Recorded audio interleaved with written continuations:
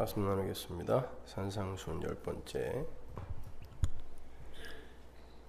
빛과 소금으로 살면 정말 세상이 칭찬해주나. 마태복음 5장 13절에서 16절까지 말씀입니다.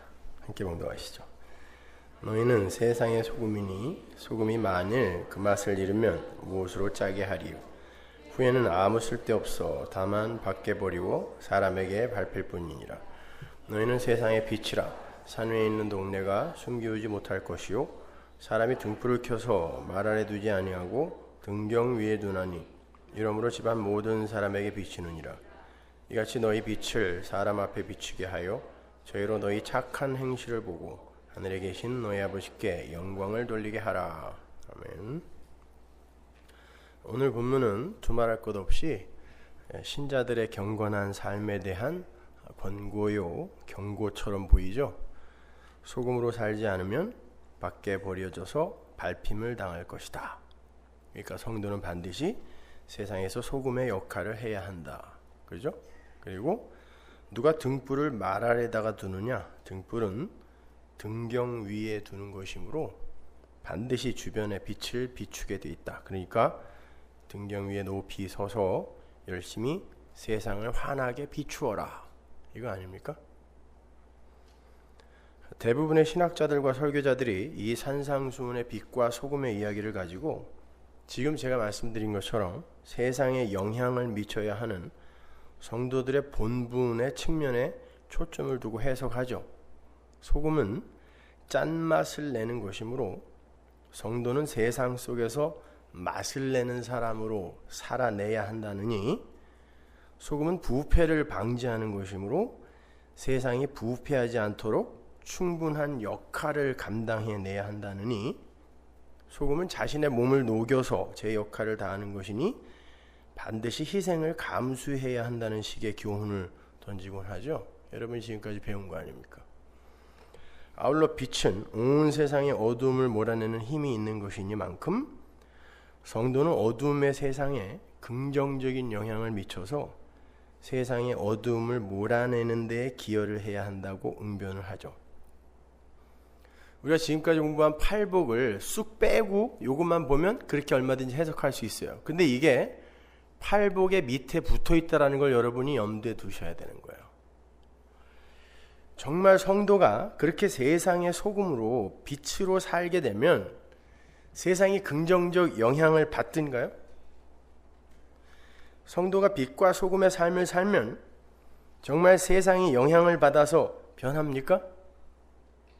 만약 그렇다면 우리가 지난주에 공부한 오늘 본문 바로 위에 구절하고 충돌이 일어나죠. 예수님 바로 위에서 성도는 의 때문에 반드시 세상으로부터 핍박을 받게 된다라고 분명히 이야기하고 있단 말이에요. 예수 그리스도의 의를 믿고 전하는 성도는 세상에 긍정적인 영향을 줄 수 있는 게 아니라 오히려 세상으로부터 핍박을 당한다고 말씀하셨단 말이에요. 그 말은 세상이 성도의 삶에 전혀 영향을 받지 않는다는 말이에요. 영향은커녕 핍박을 한다고 했어요. 옳게 안 본다는 이야기예요. 그건요. 그런데 그렇게 말씀하신 예수님이 바로 아래에서 빛과 소금으로 살아서 세상에게 영향을 주라는 말씀을 하시겠어요? 많은 성경 주석가들이 이 부분을 성도의 경건한 삶에 대한 교훈으로 곡해를 하는 이유는 본문 16절 때문이에요. 본문 16절을 보시면 너희 착한 행실을 보고 하늘에 계신 너희 아버지께 영광을 돌리게 하라 라는 내용이 나오죠. 착한 행실. 그러니까 빛과 소금의 삶이 착한 행실인 거고 그 착한 행실은 사람들로 하여금 하나님께 영광을 돌리게 하는 힘이 있다는 식의 해석이 나오게 되는 거예요. 표피적으로 보면 그렇잖아요. 여기에서의 착한 행실은 빛과 소금의 삶이 맞아요. 그러나 그 착한 행실은 선악과 따먹은 아담들이 합의하고 결정해 놓은 도덕적이고 윤리적이며 양심적인 착한 행실과는 아주 거리가 먼 착한 행실이라는 걸 그들이 놓치는 거예요. 여러분, 한국에 기독교인이 1,000만 명이 넘는다고 합니다. 전체 인구의 4분의 1에 해당하는 어마어마한 숫자예요. 그들이 전부 빛과 소금의 삶을 살아낸다면 한국 전체가 정말 하나님께 영광을 돌리게 될까요? 세상은 성도가 의로운 삶, 다른 말로 빛과 소금의 삶을 살게 되면 미워하고 핍박을 하도록 되어 있지 절대로 하나님께 돌아오게 되지 않는다는 게 성경이 내놓는 공식입니다. 그 말은 1,000만 명이 빛과 소금의 삶을 진짜 잘 살아낸다 할지라도 그 1,000만 명이 세상을 변화시켜낼 수 있는 게 아니라 그 1,000만 명이 그대로 고립되는 거예요. 그게 성경이 말하는 공식이에요. 세상은 절대 교회의 삶에 영향받지 않아요. 변화되지 않아요. 교회만 변해요. 그게 오늘 본문이 이야기하는 바거든요. 예수님은 지금 빛으로 살아라, 소금으로 살아라 라고 말씀하시는 게 아니라 그냥 선포하세요. 너희는 빛이다, 너희는 소금이다.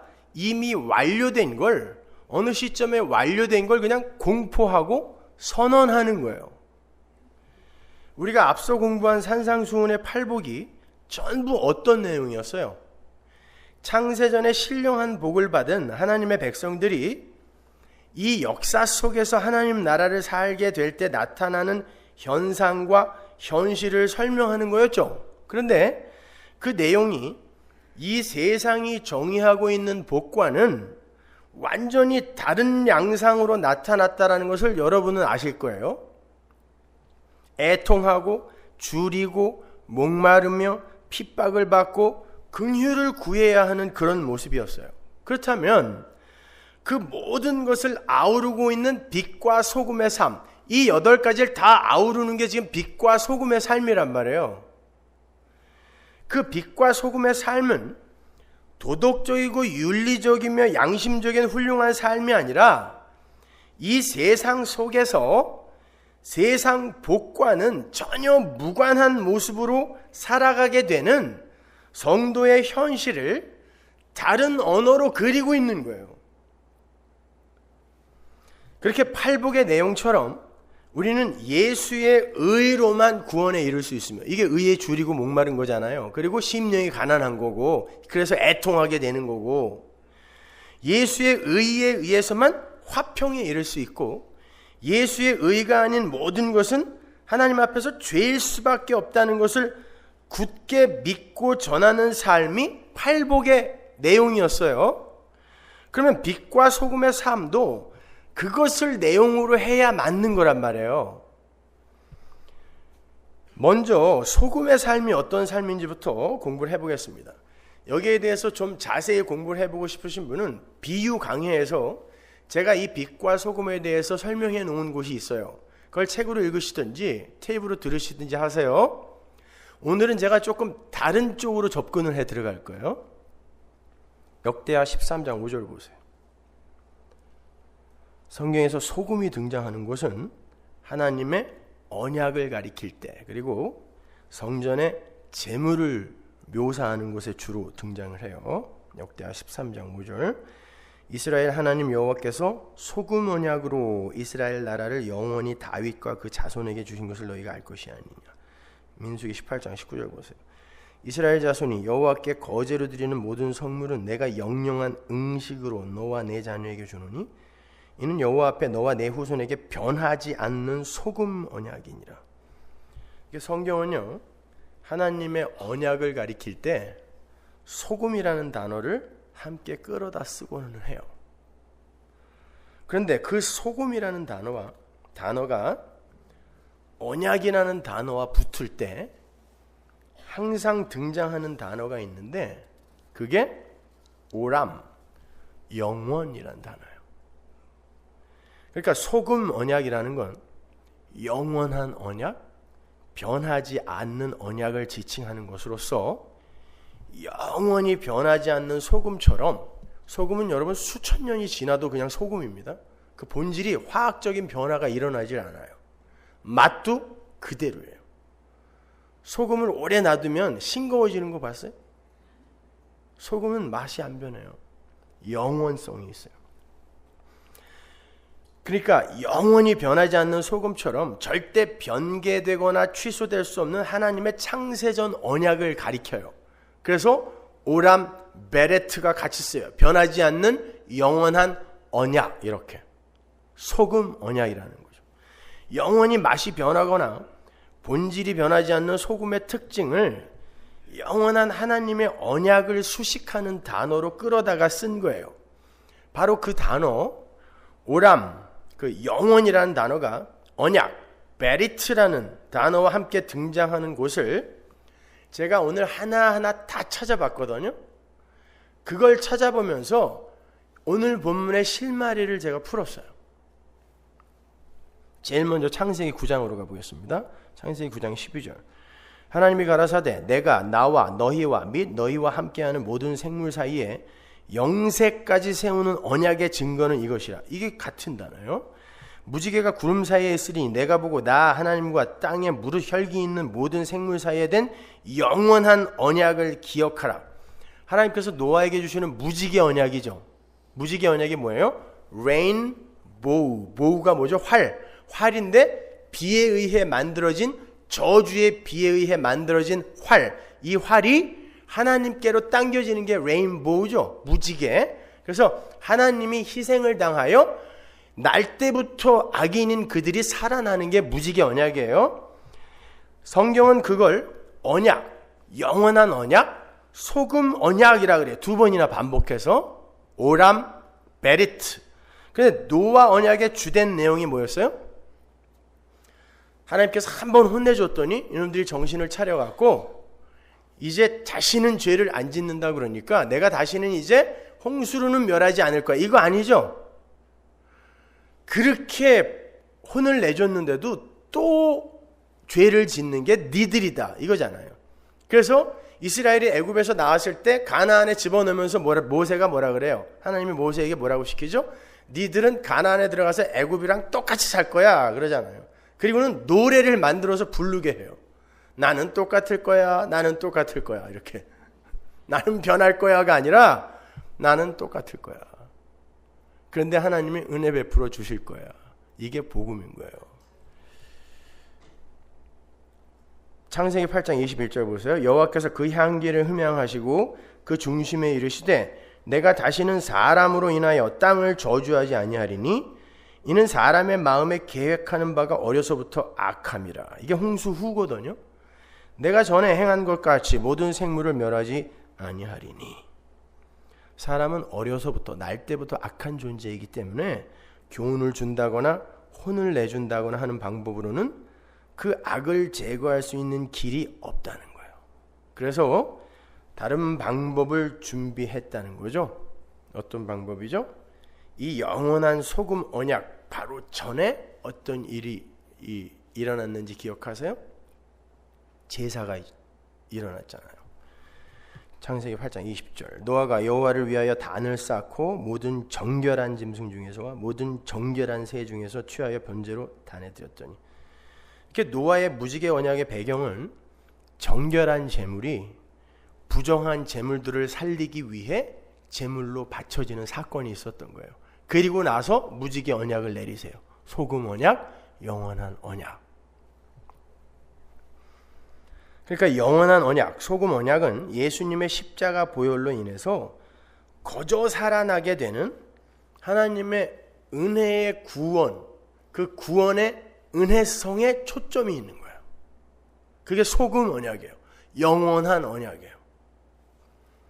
두 번째, 그 오람 베리트, 영원한 언약이라는 단어가 등장하는 곳이 아브라함 언약대입니다. 창세기 17장 7절 보세요. 내가 내 언약을 나와 너와 내 대대 후손의 사이에 세워서 영원한 언약을 삼고 오람 베리트, 너와 내 후손의 하나님이 되리라. 하나님께서 아브라함과 언약을 세우시는데 아브라함뿐만이 아니라 아브라함의 후손과의 사이에서도 언약을 세우시겠다 그러죠. 그런데 갈라디아서에서 요 후손이 누구라 그래요? 이거 복수 아니다 그러죠. 단수다 그러잖아요. 여럿이 아니라 한 사람인데 예수 그리스도다 그러죠. 가볼게요. 3장 16절 보세요.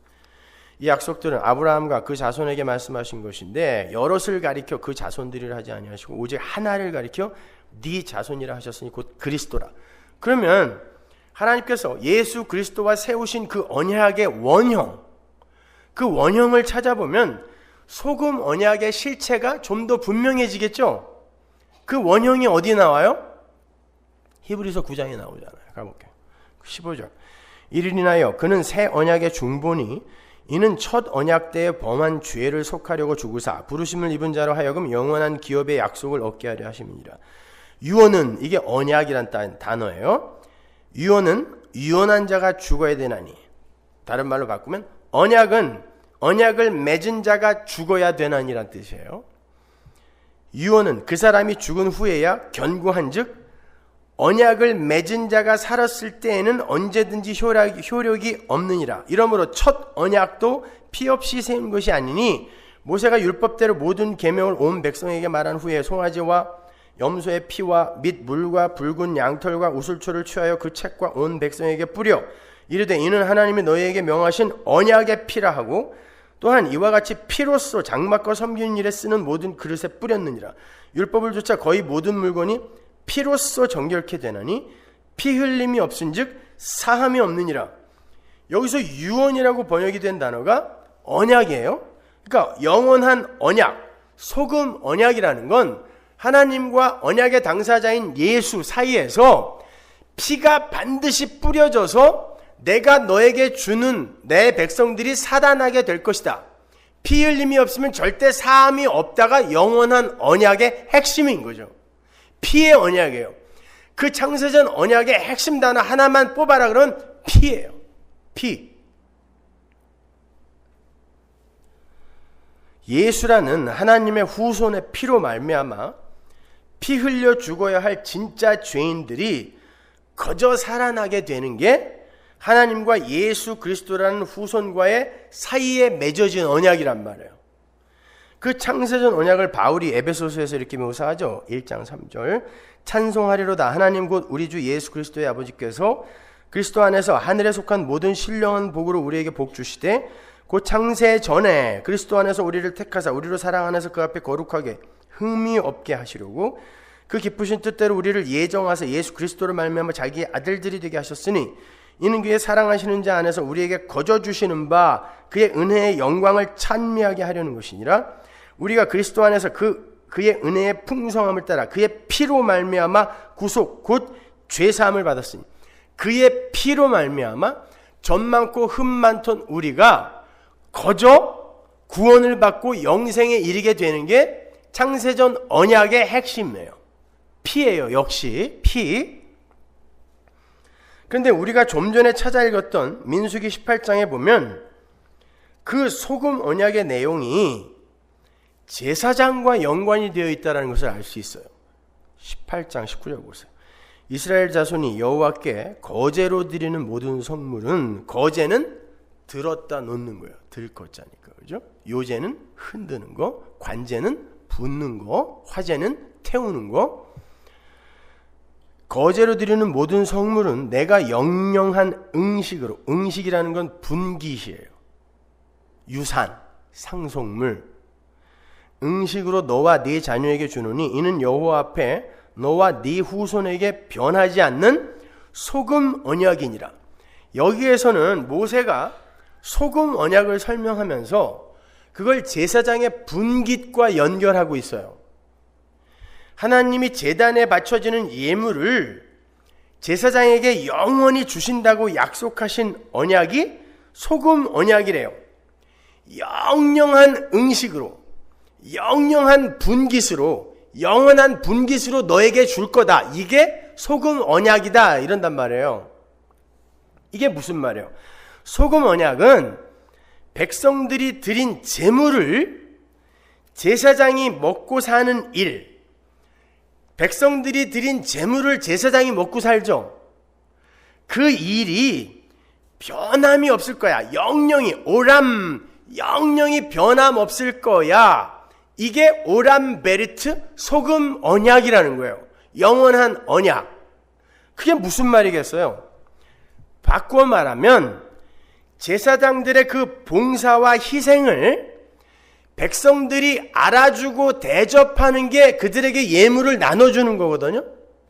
그러니까 제사장이 한 일을, 그 봉사와 희생을 알아주고 그들을 대접하는 일이 이제 영원히 지속될 거야. 이게 소금 언약이에요.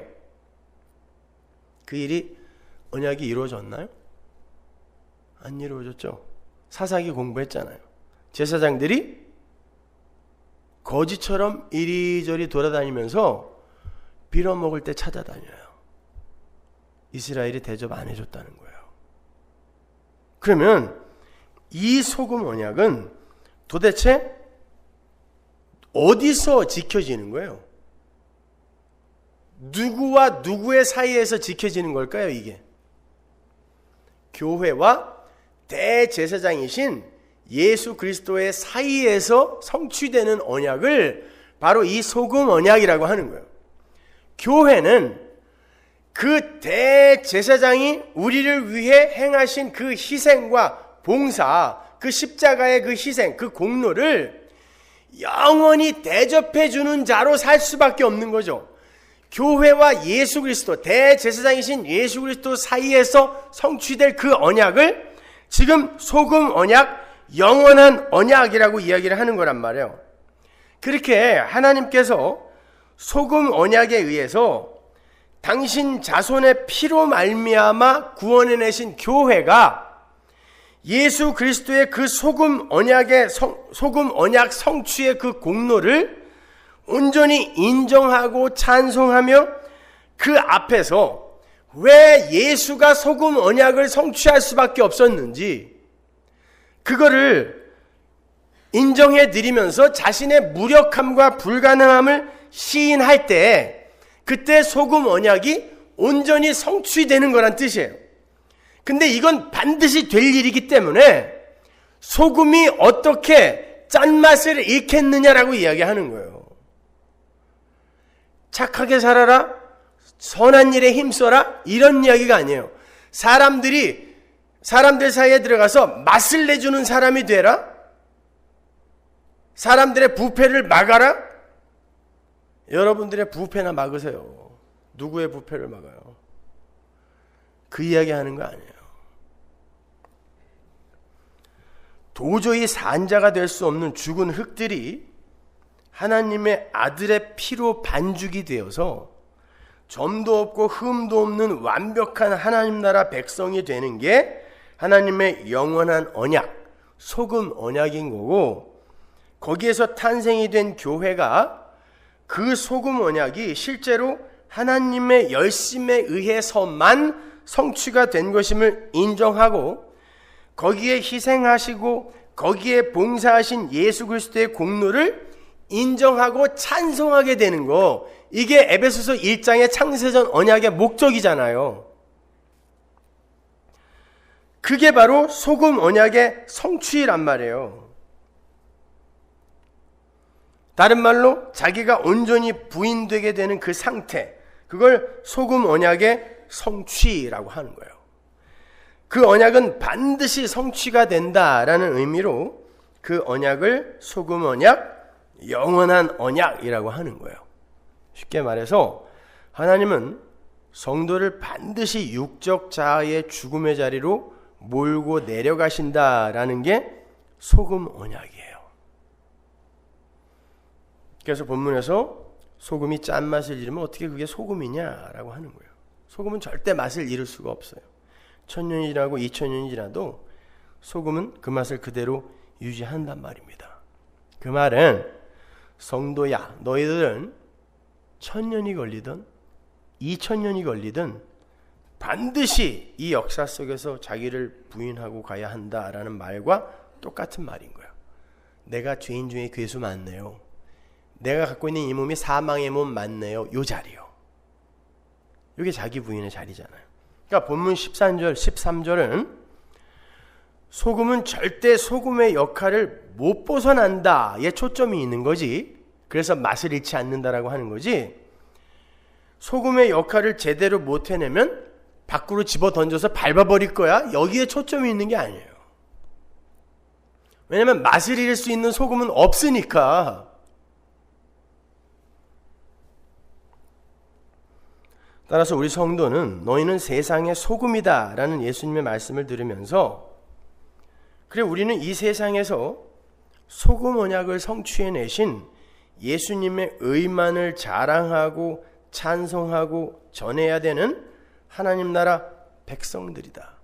그 소금 언약의 성취에는 인간 측에서의 그 어떤 선한 행위도 보탬이나 기여가 될 수 없는 것이다 하고 예수님의 의를 높이는 곳으로 가야지, 그래 어떻게 해서든지 이 세상에서 소금으로 잘 살아서 세상의 부패를 막아야지로 가면 안 되는 거란 말이에요.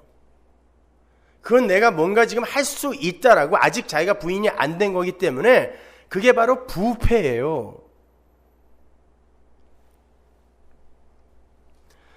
이렇게 소금은 우리를 구원하시기 위해서 십자가를 지신 대제사장 예수님을 대제사장으로 예우해 드리는 거예요. 조금 아까 읽었잖아요. 그게 소금 언약이라고. 그래서 성도가 소금인 거예요. 성경을 보면 소금과 언약을 막 혼용해서 써요. 언약의 소금, 소금, 언약 이렇게 막 혼용해서 쓴단 말이죠. 그러니까 성도는요, 하나님의 언약이 어떻게 성취가 되었는지를 몸으로 입으로 살아내고 증거하는 삶을 사는 거예요. 그게 소금으로서의 성도의 삶인 거예요. 내 꼬라지가 이런데 영원히 변하지 않는 그 소금 언약에 의해 나는 내 구원은 절대 실패될 수 없다. 이게 소금이란 말입니다.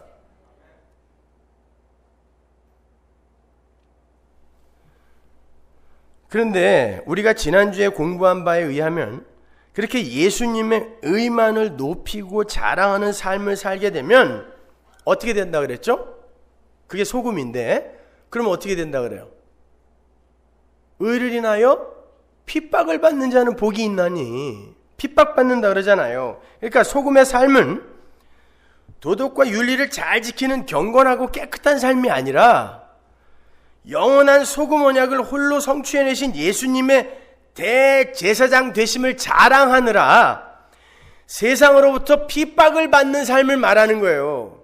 소금이신 예수가 이 땅에 오셔서 집 밟힌 것처럼 여러분이 예수의 의만을 증거하는 그 소금 언약을 예수가 성취하고 완성했다는 그 소금 언약의 성취자로서의 예수를 증거하는 소금으로 살게 되면 여러분이 세상으로부터 밟히게 된다는 그런 뜻이에요. 왜? 인간의 자존심을 뭉개는 거니까.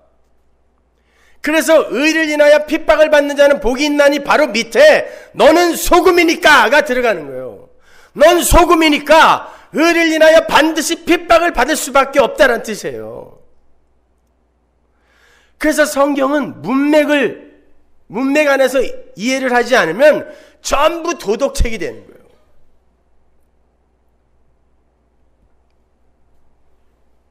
우리는 예수라는 제물과 예수라는 제사장에 의해 살아난 자들이지만 우리 자신 역시 제물의 삶과 제사장의 삶을 살게 돼 있죠.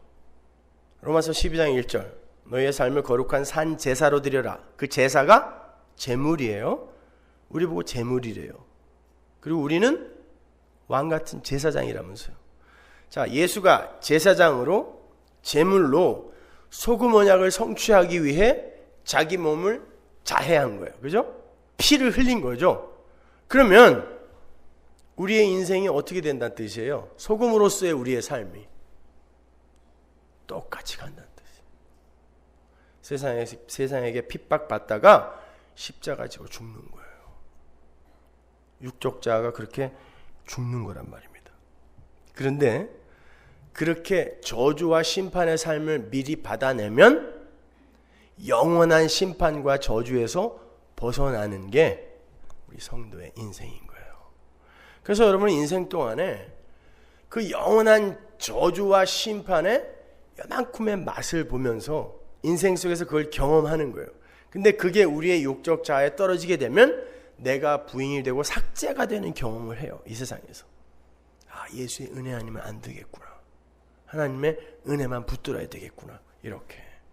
그게 십자가 지고 죽는 거예요. 그래서 구약 성경을 보면 하나님의 그 심판의 현실, 저주받은 현실을 묘사할 때 소금으로 묘사를 하고는 하는 거예요. 스바냐 2장 9절 보세요. 그러므로 만군의 여호와 이스라엘의 하나님을 말하노라. 내가 나의 삶을 두고 맹세하노니 장차 모압은 소돔 같으며 암몬 자손은 고모라 같을 것이라. 찔레가 나며 소금 구덩이가 되어 영원히 황무하리니 나의 끼친 백성이 그들을 노략하며. 모압과 암몬은 롯이 소돔과 고모라에서 나와서 딸들과 근친상간하여 낳은 자식들이죠. 영원한 이스라엘의 대적들. 그들을 어떻게 만들겠다 그래요? 소돔과 고모라처럼 소금으로 만들어버리겠다 그래요. 그러니까 소돔과 고모라의 저주의 현실이 소금이란 뜻이죠. 그래서 롯의 아내가 돌아다보고 소금이 된 거예요. 그러니까 소금은 심판과 저주의 현실이에요. 그러니까 여러분이 이 세상의 소금이라는 건 이 세상에서 바로 그 심판과 저주를 경험한다는 뜻이에요. 그걸 핍박이라 그래요. 근데 그렇게 핍박받아 죽게 되면 영원한 심판과 저주에서 벗어나는 게 공식이란 말입니다. 시편 107편 33절 보세요. 여호와께서는 강을 변하여 광야가 되게 하시며 샘으로 마른 땅이 되게 하시며 그 거민의 악을 인하여 옥토로 연밭이 되게 하시며. 소금밭이에요. 이게 연밭이. 하나님의 저주로 폐허가 된 곳을 소금밭이라고 그러죠. 신명기 29장 23절 보세요. 그 온 땅이 유황이 되며 소금이 되며 또 불에 타서 심지도 못하며 결실함도 없으며 거기에 아무 풀도 나지 아니하며 옛적에 여호와께서 진노와 분한으로 회멸하신 소돔과 고모라와 아드마와 스봄이 무너진 것 같음을 보고 말할 것이죠. 그죠? 소돔과 고모라 또 나와요. 저주와 심판의 현실. 거기를 소금이라 그래요. 그러니까 너희는 세상의 소금이다. 여러분 이거 잘 이해하셔야 돼요. 그래 소금으로 살자. 큰일 납니다.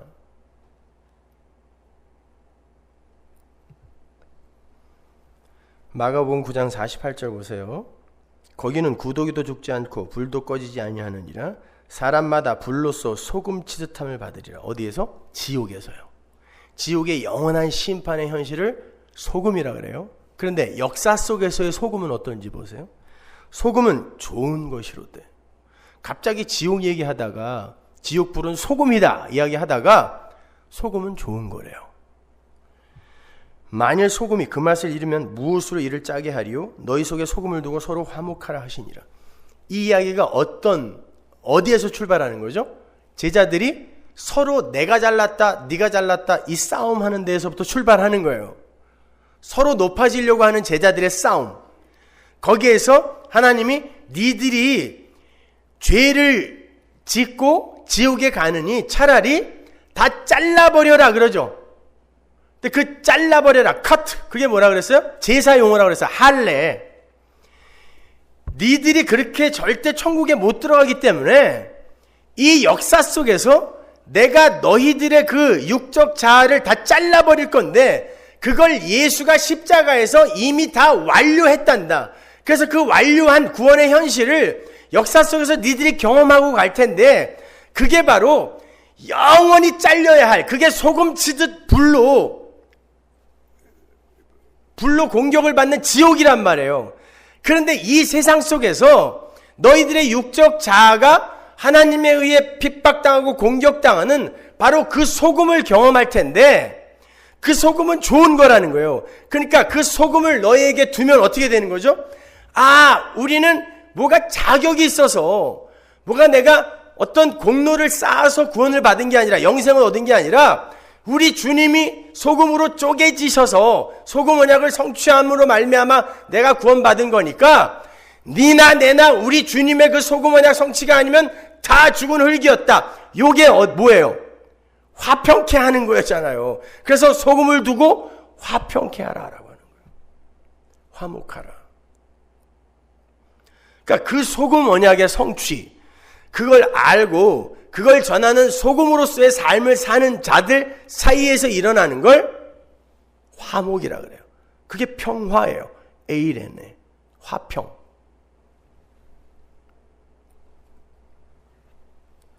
그런 연유에서 성경에는 그 저주의 소금, 심판의 소금이 부어졌을 때 회복이 일어나는 사건을 반복하여 기록을 하는 거예요. 그 저주의 그 소금, 심판의 소금이 죽어 있는 것에 확 뿌려지잖아요. 이게 우리예요. 그런데 그 저주의 소금, 심판의 소금이 우리에게 뿌려지면 생명이 살아나는 역사가 일어난다라고 이 이율배반적인 이야기를 성경이 여러 군데서 이야기를 한단 말이에요. 열왕기하 2장 19절 보세요. 그 성 사람들이 엘리사에게 고하되 우리 주께서 보시는 바와 같이 이 성읍의 터는 아름다우나 물이 좋지 못함으로 토산이 익지 못하고 떨어지나이다. 이건 유산이 된다는 뜻이에요. 엘리사가 가로되 새 그릇에 소금을 담아 내게로 가져오라 하매 곧 가져온지라. 엘리사가 물 근원으로 가서, 물 줄기가 아니라 근원에 가서 소금을 확 뿌려버리는 거죠. 죽이는 거예요. 소금을 그 가운데 던지며 가로되 여호와의 말씀이 내가 이 물을 고쳤으니 이로조차 다시는 죽음이나 토산이 익지 못하고 떨어짐이 없을지니라 하셨느니라 하니, 생명이 잉태가 안 되는 건 죽음이죠. 그래서 구약에서 사망의 상태를 묘사할 때 자식을 못 갖는 것으로 묘사를 하는 거예요. 죽음이에요.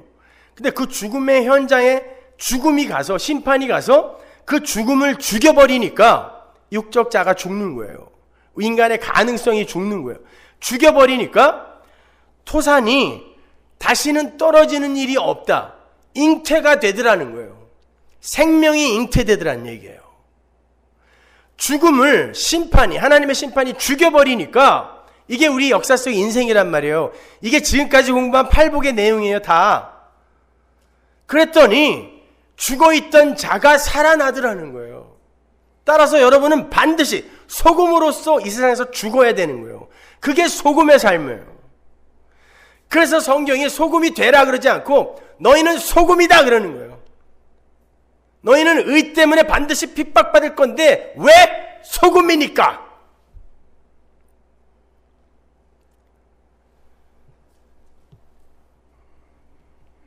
출애굽기 30장 35절 보세요. 그것으로 향을 만들되 향 만드는 법대로 만들고 그것에 소금을 쳐서 성결하게 하고 그 향 얼마를 곱게 찌어 내가 너와 만날 회막한 증거기 앞에 두라. 이 향은 너희에게 지극히 거룩하니라. 거룩하지 않은 것이 소금을 뿌리자 거룩하고 성결하게 바뀌어요. 그게 소금이에요. 마찬가지예요. 여러분은 이 세상에서 세상과 지금 막 섞여서 살죠. 세상이 좋아하는 걸 같이 좋아하고 있잖아요. 그런데 하나님의 그 칼, 좌우에 날선 검이 떨어져서 여러분을 세상과 분리시키는 걸 거룩이라 그래요. 그걸 소금이라 그래요.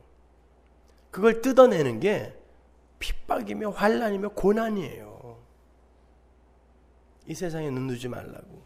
그래서 레위기에서도 부정한 짐승은 전부 땅을 기어다녀. 뱀, 지네 이런 거. 정한 짐승은 튀어요. 메뚜기 이런 거. 그러니까 하늘로 올라가는, 하늘을 향하여 땅에서 발을 떼는 자들이 정결한 자들이다. 이걸 보여주는 거거든요. 근데 우리는 흙으로 지어졌기 때문에 흙 지향성이 있어요. 흙이 너무 좋아. 땅이 너무 좋아. 그래서 여기서 안 떨어지려고 복지부동. 그러니까 하나님이 배 밑창에다가 칼을 넣어서 끊어내는 걸 거룩하게 한다 그래요.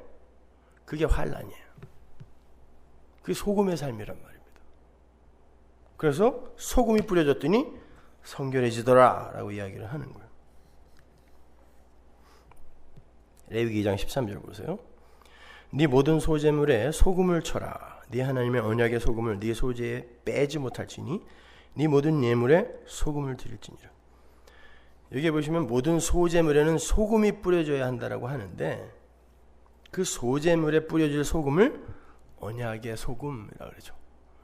언약의 소금, 소금 언약, 언약의 소금 막 혼용되고 있어요. 언약, 소금 같은 거예요. 언약의 핵은요, 예수님의 희생, 예수님의 십자가죠. 그게 뭐예요? 소금이잖아요. 환난, 심판, 저주. 그런데 그 소금이 소재에 뿌려짐으로 온전한 제물이 되어 그것만 하나님이 받으세요. 꿀과 누룩이 들어가면 안 돼요. 그거는 변질시키는 역할을 하는 것이기 때문에 소금만 들어가야 돼요. 꿀과 누룩이라는 건 그걸 넣음으로 말미암아 내가 원하는 걸 얻어내는 거예요. 달고 풍성하고 맛 좋은 거. 그건 안 돼요. 하나님께 제물로 안 드려져요. 못 드려요. 근데 소금이 뿌려지면 하나님이 그걸 받으세요. 왜? 짭짤해서? 제물이 뭐예요? 제물은 하나님이 받으실 만한 것이란 뜻이에요. 그래서 무죄한 걸 갖다 바쳐야 돼요.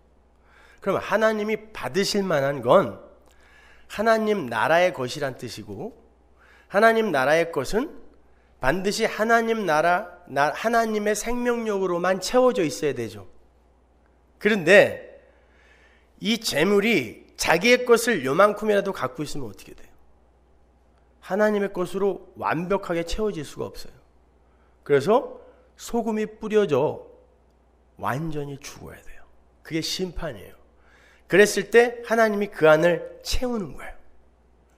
여러분, 지렁이나 미꾸라지 잡을 때 소금 뿌려본 적 있어요?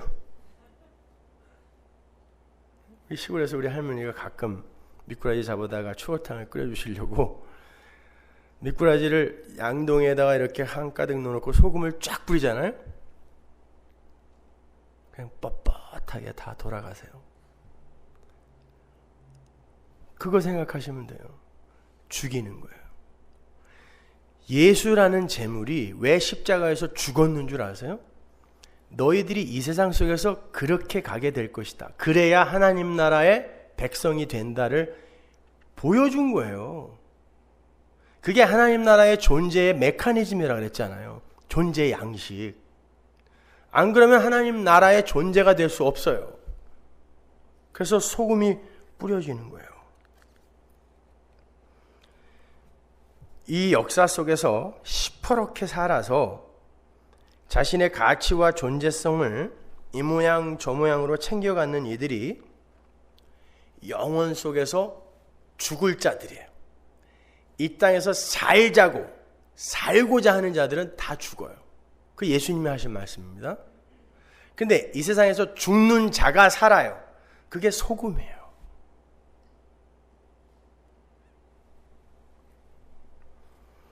저주의 삶, 심판의 삶, 육적 자아가 부인되는 삶.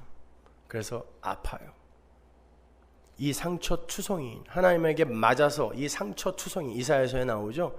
어딜 더 때릴 때가 있니? 그러잖아요. 그 몸에 하나님이 소금까지 확 뿌려버리시는 거죠. 여러분의 인생이에요. 죽으라. 그러니까 재미없어요. 성도의 인생은 그렇게 재미없어요. 하나님이 계속 소금 뿌리는 인생이기 때문에.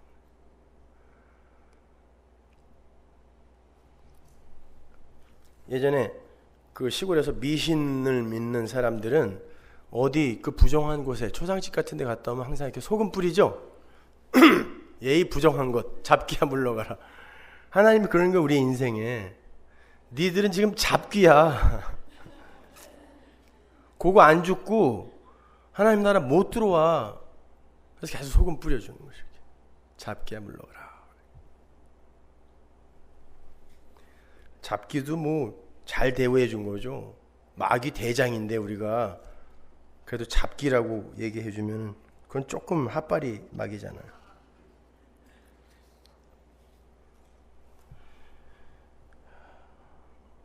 그 소금의 삶이 없으면 정결케 될 수가 없고 거룩해 될 수가 없어요. 그래서 의를 위하여 핍박을 받는 자는 복이 있다라는 말씀 바로 밑에 너희는 세상의 소금이다가 이어지는 거라 그랬어요. 소금이 어떻게 핍박의 삶을 면하겠느냐, 그렇게 이해하시면 됩니다. 그러면 이제 너희는 세상의 빛이다라는 말씀에 대해서 살펴보잔 말이에요. 원래 빛의 원형은 하나님이죠. 그래서 창세기 1장에서도 창조의 첫머리에 빛이 있으라 하면서 이제 빛이 등장하는 거 아닙니까? 지금부터 일어나는 모든 창조의 일은 다 빛이신 하나님의 주도하에 일어나는 것임을 명시하는 거예요. 자, 그 빛이 이 세상에 육신을 입고 내려오시죠. 요한복음 1장으로 가보세요. 1절. 태초에 말씀이 계시니라. 이 말씀이 하나님과 함께 계셨으니 이 말씀은 곧 하나님이시니라. 그가 태초에 하나님과 함께 계셨고 만물이 그로 말미암아 지은 바 되었으니 지은 것이 하나도 그가 없이는 된 것이 없느니라. 그 안에 생명이 있었으니 이 생명은 사람들의 빛이라. 빛이 어두움에 빛이 돼 어두움이 깨닫지 못하더라. 여기에 나오는 빛과 오늘 본문에 너희는 세상의 빛이라가 같은 단어예요. 빛. 근데 5절을 보면 빛의 대척점에 있는 어두움의 특징이 뭐죠? 빛이 비치는데 그 빛을 못 알아보는 걸 어두움이라 그래요. 어두움은 딴 게 아니에요. 빛이 비쳤는데 내가 왜 저 빛의 도움을 받아야 돼? 라고 빛을 못 알아보는 거, 요걸 어두움이라 그래요. 요게 바리새인들이었어요. 그들은 하나님을 안다고 했고 메시아를 기다린다고 했는데 빛이 왔는데 나는 빛의 자격이 있는 사람이고 빛이 나를 온전히 도와주지 않아도 이미 빛의 삶을 조금 살고 있기 때문에 제가 나를 온전히 안 도와줘도 돼. 제가 나를 온전히 도와주면 나는 완전히 내 존재성을 상실하는 것이기 때문에 그건 안 돼라고 한 그걸 어두움이라 그래요. 빛을 못 알아보는 거. 이사야서 42장 6절 보세요. 나 여호와가 의로 너를 불렀은즉 내가 네 손을 잡아 너를 보호하며 너를 세워 백성의 언약과 이방의 빛이 되게 하리니 네가 소경의 눈을 밝히며 갇힌 자를 옥에서 이끌어내며 흑암에 처한 자를 간에서 나오게 하리라. 감옥이에요. 간은. 하나님께서 빛이신 주님을 이 세상에 보내는데 그 빛의 임무는 백성의 그 언약, 즉 소금 언약이 되게 하시며, 그러죠. 여기 백성의 언약이 되게 한다고. 언약이 뭐예요? 소금 언약, 영원한 언약, 소금 언약이 되게 한대요. 그럼 무슨 말이죠? 가서 죽이라는 뜻이에요. 죽여라. 네가 십자가 지면 그들이 전부 유죄가 되는 거기 때문에 그게 죽는 거거든요. 언약이 된다는 뜻이에요. 빛이 소경의 눈을 밝히고 흑암에 처한 자를 그 흑암에서 나오게 하는 것이래요. 그러니까 빛은 심판의 소금 역할을 하러 오는 거죠. 잘 생각해 보세요. 빛은 어두움이 뭔지, 악이 뭔지를 이렇게 드러내는 역할을 하는 거예요. 그걸 밝혀서 빛이 되게 하는 게 아니라 빛은 저놈이 어두움이고 저게 악이구나를 이렇게 드러내고 폭로하는 거예요. 그게 소금이 했던 일이잖아요. 똑같은 거예요. 그래서 너희는 소금이다, 빛이다 라고 이야기하는 거란 말이에요. 빛이신 그분이 왔더니 사람들이 그 빛의 도움을 거절해요. 그게 빛을 못 알아보는 거예요. 그게 어둠이에요. 그로 말미암아 이 빛이 세상은 어둠이다를 폭로시키고 십자가에서 죽어버린 거예요. 소금도 마찬가지잖아요.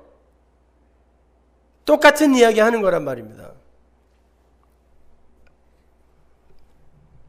성경은 그 빛을 알아보지 못하는 자들을 어두움이라고도 하지만 소경이라고도 해요. 그래서 주님께서도 주님을 알아보지 못하는 그 어두움을 자주 소경에 비유하시죠. 그게 어두움이에요. 빛의 대척점에 있는 거. 예수를 못 알아보는 거.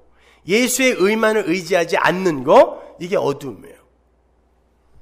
빛은 그걸 밝혀내는 거예요.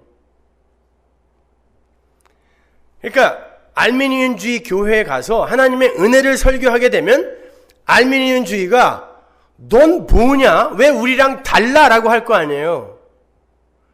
야, 우리는 우리의 행위를 지금 얼마나 의지하고 있는데, 야, 인간이 얼마나 대단한 존재인데 우리도 예수 믿어. 예수를 믿는데 그들이 다른 존재로 확 드러나게 되죠.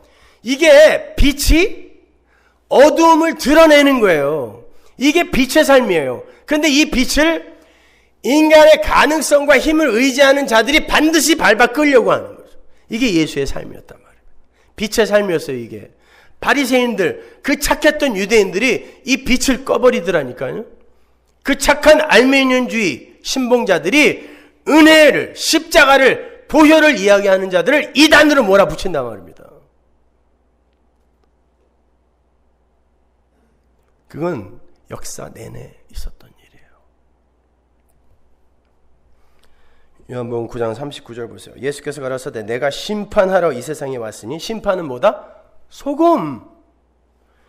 보지 못하는 자들은 보게 하고 보는 자들은 소경되게 하려 함이니라. 보지 못하는 자들은 보게 하는데 보는 자들을 어떻게 한다 그래요? 소경되게 만들어 버린대요.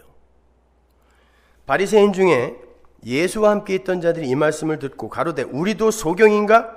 예수께서 가라사대 너희가 소경되었다면 죄가 없으려니와 본다고 하니 너희 죄가 그저 있느니라.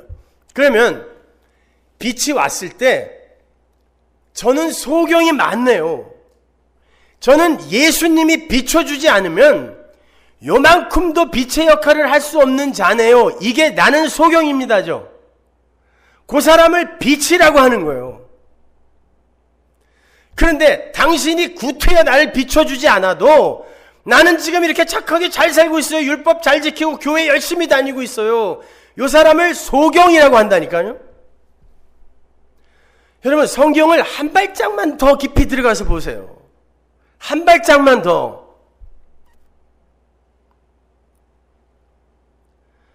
빛은 내가 소경이 맞습니다 라고 인정하는 그 사람을 빛이라 그래요. 예수님이 하시는 말씀이잖아요. 제가 하는 이야기가 아니라.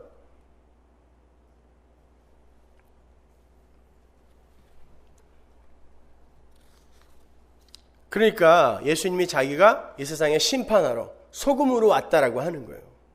이 세상은 다 본다고 하거든요. 왜? 다 하나님처럼 되었으니까. 난 괜찮아. 야, 우리끼리 힘 합쳐서 바벨성 쌓아서 올라가자. 그런데 심판하러 오신 그분이 당신의 백성들에게 가서 그를 심판해 버리시니까 이건 뭐야? 곡이 내려와서 나를 공격을 하는데 그 곡과 마곡의 전쟁에서 내가 지는 거예요. 예수님이 심판자로 내려와 갖고 이거 뭐야? 나 이거 소경이네? 이게 심판당한 자예요. 근데 하나님은 그를 빛이다라고 이야기를 해요. 그렇게 내가 소경입니다 라고 하는 그 자의 바로 그 소경됨을 예수님이 먹어버리는 걸 구원이라 그래요. 이사야서 42장 18절 보세요. 너희 귀머거리들아 들으라. 너희 소경들아 밝히보라. 소경이 누구냐? 내 종이 아니냐. 이사야서의 주제가 뭐예요? 고난받는 하나님의 종. 이 종이 누구죠? 예수예요. 내 종이 아니냐. 누가 나의 보내는 나의 사자같이 귀머거리겠느냐. 누가 나와 친한 자같이 소경이겠느냐. 누가 여호와의 종같이 소경이겠느냐. 예수 보고 소경이라 그래요. 지금 이 이사야서의 내러티브가 뭐죠? 우리의 죄와 허물을 위해서 하나님의 종이 내려간다 예요. 그런데 그 종이 내려와서 소경이 되어버렸어요. 왜? 이 세상이 어두움이기 때문에, 소경이기 때문에. 그런데 이분은 내 제가 소경이 맞네요 라고 하는 그 자들의 그 소경만 먹어버리세요. 바꾸어 말하면 하나님이 창세전에 택한 그들은 내 제가 소경 맞네요. 예수의 의 십자가를 딱 듣게 되면 말씀이 침공에 들어오면 내 제가 어두움 맞네요. 소경 맞네요. 이 자리로 간다는 뜻이에요. 그들을 빛이다 라고 이야기한단 말입니다. 요한복음 12장 46절 보세요.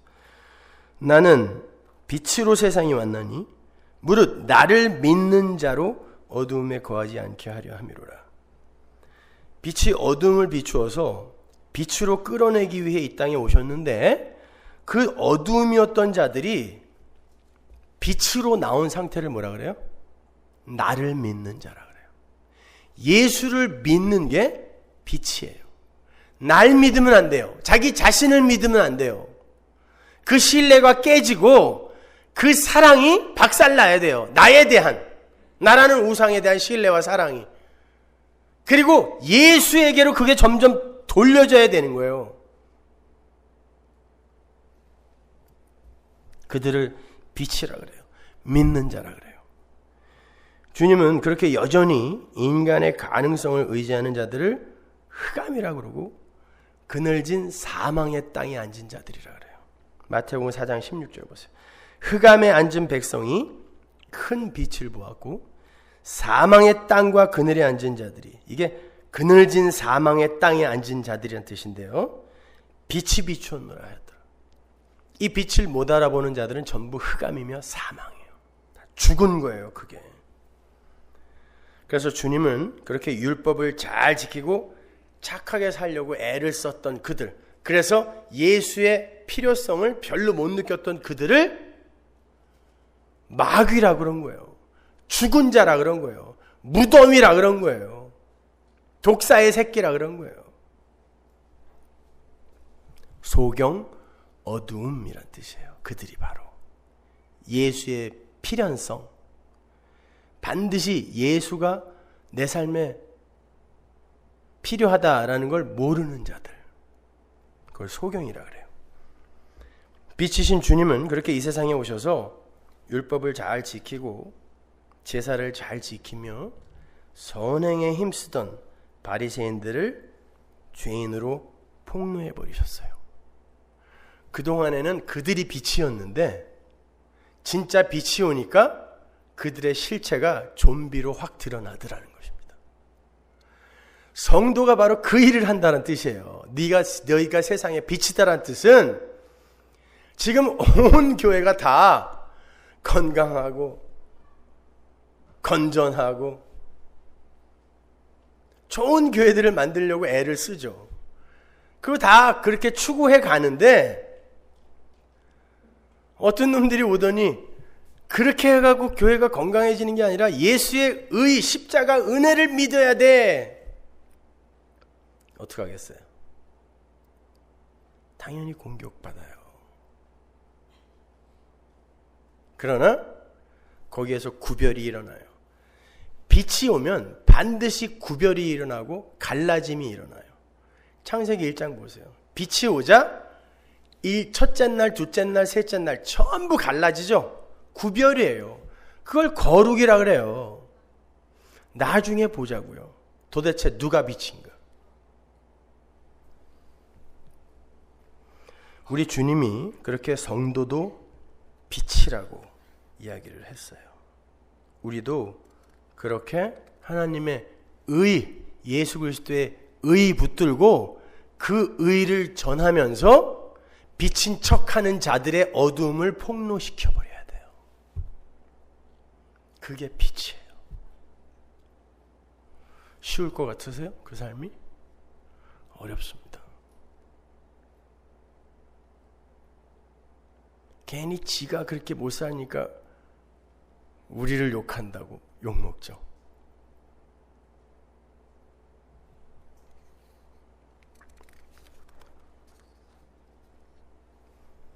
근사한 외모와 행위로 자신들이야말로 세상의 빛이라고 굳게 믿고 있고 우기고 있는 사람들 앞에서 그게 빛의 삶이 아니라 빛이신 예수를 믿는 게 빛의 삶이다 라고 어깃장을 놓는 사람들, 그게 빛이에요.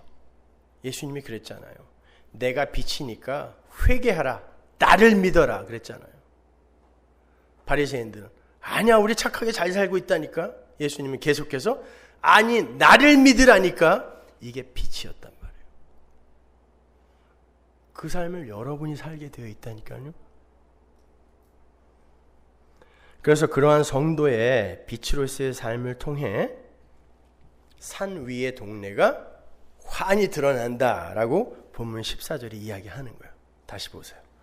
너희는 세상의 빛이라 산 위에 있는 동네가 숨기우지 못할 것이요. 산 위에 있는 동네 어디예요? 팔러스 버디스인가요? 한국의 달동네 이야기하는 거예요? 마태복음은 누가 1차 수신자죠? 유대인이죠. 공부했어요. 유대인들은 구약에 능통한 사람들이죠. 그래서 마태복음에는 구약이 어마어마하게 인용이 되어 있어요. 그래서 구약을 모르면 마태복음을 해석을 못해요. 산 위의 동네가 구약에 어디에 나올까요? 이 산 위의 동네는 그냥 산 꼭대기에 있는 어떤 동네를 이야기하는 거예요. 그거 아니에요. 성경은 그렇게 모호한 표현을 쓰지 않아요. 이사야서 2장 1절 보세요. 아모스의 아들 이사야가 받은 바 유다와 예루살렘에 관한 말씀이라. 말이래 여호와의 전에 산이 모든 산 꼭대기에 굳게 설 것이요 모든 작은 산 위에 뛰어나리니 만방의 그리로 모여들 것이라. 어디예요 이게? 예루살렘이에요. 많은 백성이 가며 이르기를 오라 우리가 여호와의 산에 오르며 야곱의 하나님의 전에 이르자.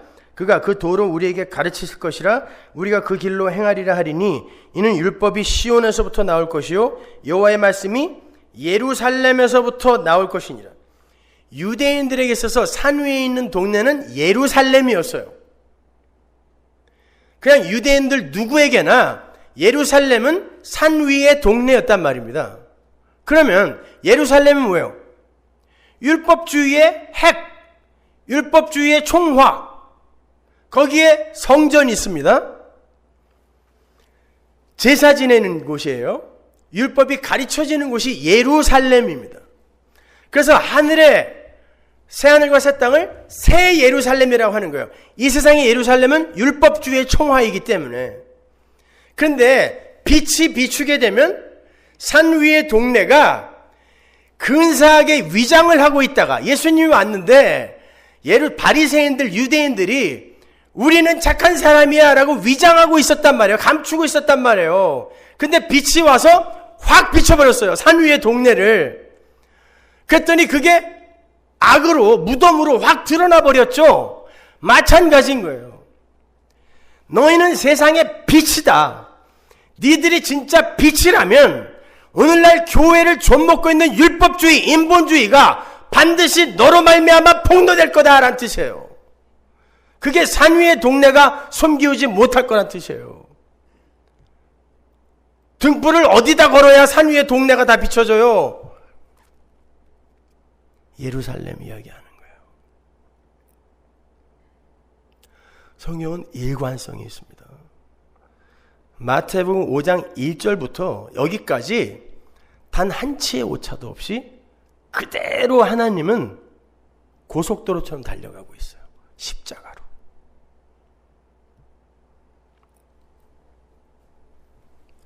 마태복음 23장 24절 보세요. 예수님께서 그 예루살렘의 중심, 핵이라고 할 수 있는 바리새인들과 서기관들을 어떻게 폭로하는지 보세요. 소경된 인도자여 하루살이는 걸러내고 약대는 삼키도다. 화 있을진정 외식하는 서기관들과 바리새인들이여 잔과 대접의 겉은 깨끗이 하되 그 안에는 탐욕과 방탕으로 가득하게 하는도다. 은혜를 모르고 하는 인간들의 선행을 이야기하는 거예요. 이게 겉만 깨끗하게 번드르르하게 가꾸는 거라고 이야기하는 거죠. 소경된 바리새인이나 보세요. 소경이라고 계속 이야기를 하죠. 어두움이란 뜻이에요. 근데 그 어두움들이 깨끗하게 잘 살고 있어요. 근데 하나님이 내려오시더니 계속 소경이라 그래요. 어둠이라 그래요. 니네 빛 아니래요. 겉만 번드르르한 놈들이라 그래요. 화 있을진저 외식하는 서기관들과 바리새인들이여 회칠한 무덤 같으니 겉으로는 아름답게 보이나 그 안에는 죽은 사람의 뼈와 모든 더러운 것이 가득하도다. 이와 같이 너희도 겉으로는 사람에게 옳게 보이되 안으로는 외식과 불법이 가득하도다. 바리새인들과 서기관들은 목숨 걸고 율법 지키던 사람들이에요. 아주 착하게 그지없던 사람들인데 그들을 소경이라고 그러고 어두움이라고 그래요. 그리고는 안을 깨끗이 해야지 그래요. 안을 어떻게 깨끗이 하죠? 에스겔서 36장. 하나님이 부정한 유출병 환자인 우리를, 그게 에스겔서에 나오죠. 우리가 땅을 피로 더럽히는 자들이라고, 월경하는 자들이라고 그러잖아요. 그런 자들인데 하나님이 물로 씻어서 성령을 넣어 새 마음으로 바꿔준 거. 그죠? 그걸 이야기하는 거예요. 안을 깨끗이 하라. 예수 믿으란 뜻이에요. 너네 진짜 그 예수 믿니? 니들이 아무것도 안 했는데 하나님이 유출병 환자, 부정 환자에 불과한 너희들을 깨끗이 성령으로 씻어서 지금 이렇게 거저 구원해 준 거, 마른 뼈 같았던 자들을 거저 구원한 거, 이거 믿니? 그게 안이 깨끗해진 거거든요. 그게 새 마음이에요. 안이 깨끗해진 거예요. 그 상태에서 나오는 거 마저를 묻는 거란 말입니다. 근데 그 은혜에 대해서 죽을 때까지 배워도 우리는 돌아서면 잊어버리는 사람들이에요. 그래서 그 은혜를 계속 배워서 맞아, 나는 깨끗해졌지, 내 안이 이미 완전히 깨끗해졌지, 그걸 확인하는 그 과정 속에서 나의 육적 자아가 부인이 되어지고 거기에서 진짜 하나님이 원하시는 행실들이 나오는 거죠.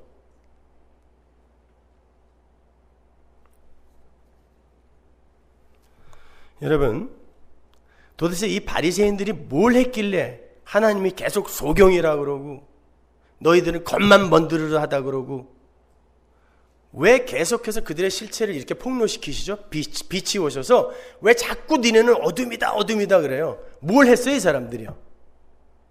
바로 그 위에 나와요. 볼까요? 15절. 화이스친 자 외식하는 서기관들과 바리새인들이여, 너희는 교인 하나를 얻기 위하여 바다와 육지를 두루 다니다가 생기면 너희보다 배나 더 지옥자식이 되어야 하는도다. 화이스친 자 소경된 인도자여, 너희가 말하되 누구든지 성전으로 맹세하면 아무 일 없거니와 성전에 금으로 맹세하면 지킬지라 하는도다. 음행이여 소경들이 어느 것이 크뇨? 그 금이냐? 금을 거룩하게 하는 성전이냐? 너희가 또 이르되 누구든지 제단으로 맹세하면 아무 일 없거니와 그 위에 있는 예물로 맹세하면 지킬지라 하는도다. 소경들이 어느 것이 크뇨? 그 예물이냐? 예물을 거룩하게 하는 제단이냐?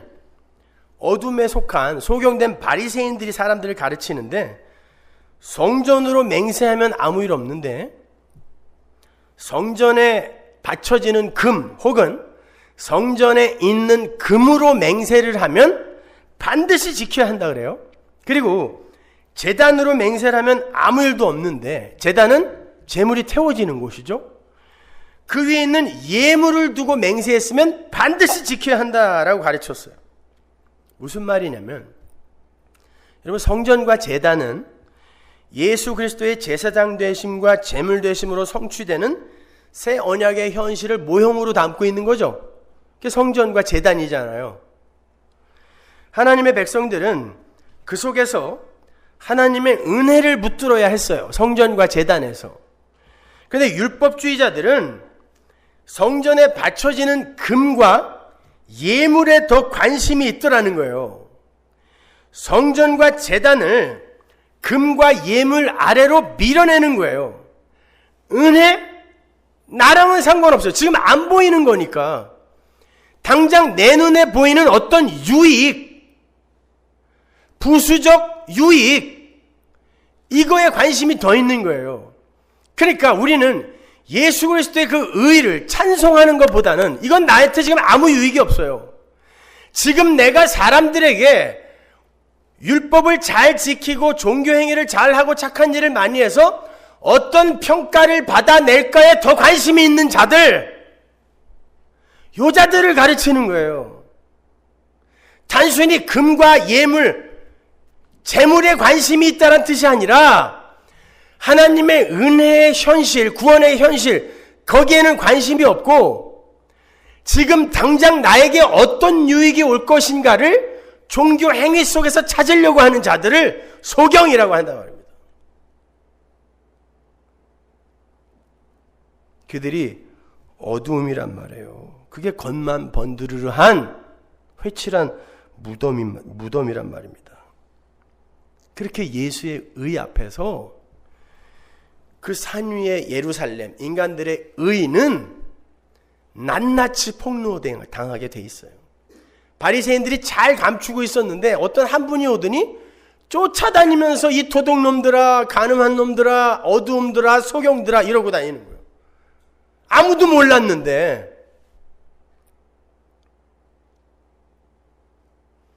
칭찬만 받고 있었는데, 기도할 때도 길 한가운데서 기도하고, 금식할 때도 일부러 수염 길러가지고 초췌하게 나 밥 굶었어. 그래서 사람들이 다 존경해주고 있었는데 어떤 분이 오더니 나는 네 속을 안다 이놈아 라고 이야기하는 거죠.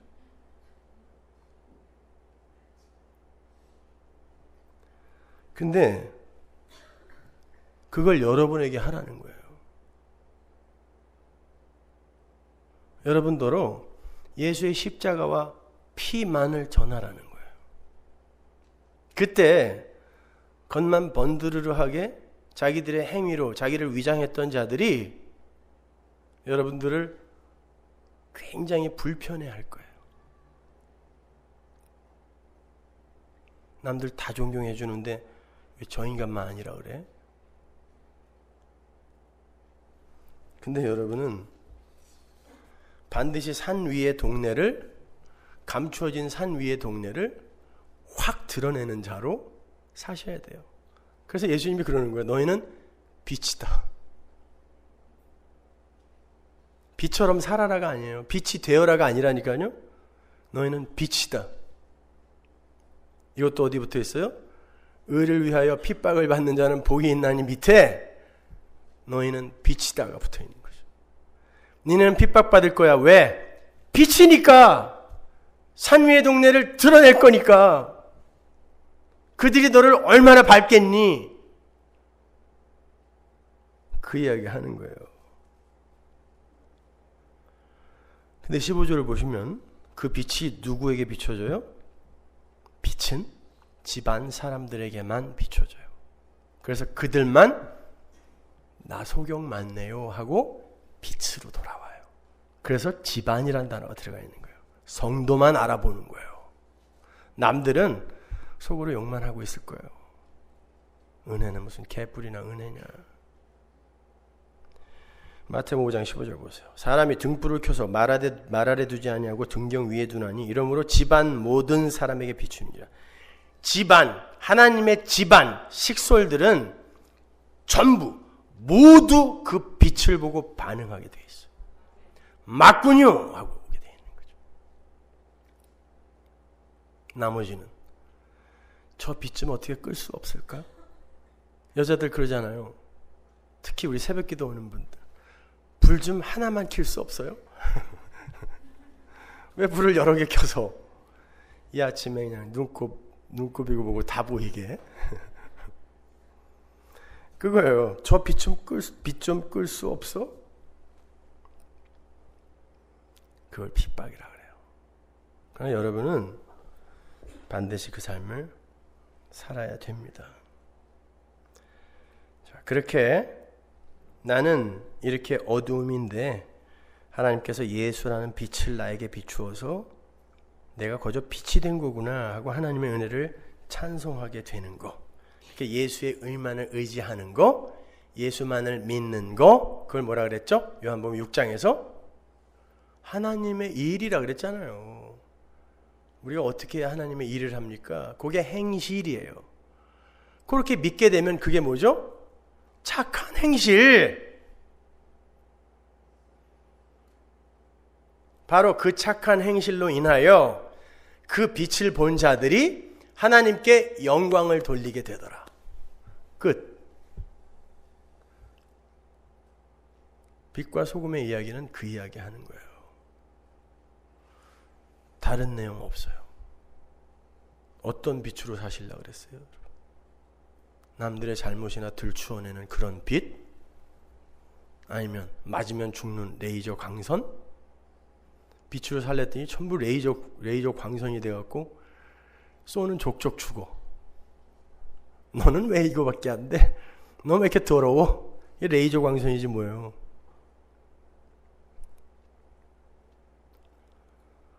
아니요. 그냥 우리는 예수의 의만을, 빛이신 그분만을 드러내는 그 빛으로 사는 거예요. 그렇게 해서 산 위의 마을을 여러분이 확 폭로시켜서 그 중에 하나님의 백성들은 빛으로 돌아오게 하고 나머지 다른 이들에게는 두들겨 맞는 거예요. 그러다가 주님 오시면 얼렁 맨발로 뛰어가서 왜 이제 왔냐고. 제가 그 아가서를 계속 진짜 하루에 한 20시간 읽다 보니까 모든 언어가 다 심지어 어떤 집사님 보고 비둘기라고 부를 뻔했잖아. 그렇게 되는 거예요. 왜 신랑이요? 왜 이제 왔냐고. 그렇게 그 신랑과 신랑이 계신 곳이 그리워져야 돼요. 그러기 위해서는 여러분에게 반드시 그런 핍박이 있어야 되는 겁니다. 자, 왜 그 팔복의 내러티브 바로 밑에 빛과 소금의 이야기가 붙어 있는지 잘 아시겠죠? 기도하겠습니다. 하나님 은혜를 감사합니다. 아버지 하나님, 그렇게 우리는 빛과 소금입니다. 우리는 빛과 소금, 그 삶을 굉장히 부담스럽게 여겼습니다.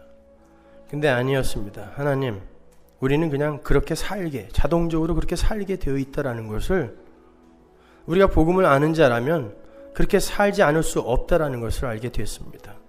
어떻게 소금이 짠맛을 잃겠습니까? 어떻게 빛이 그 빛을 잃습니까? 하나님, 그렇게 핍박받으며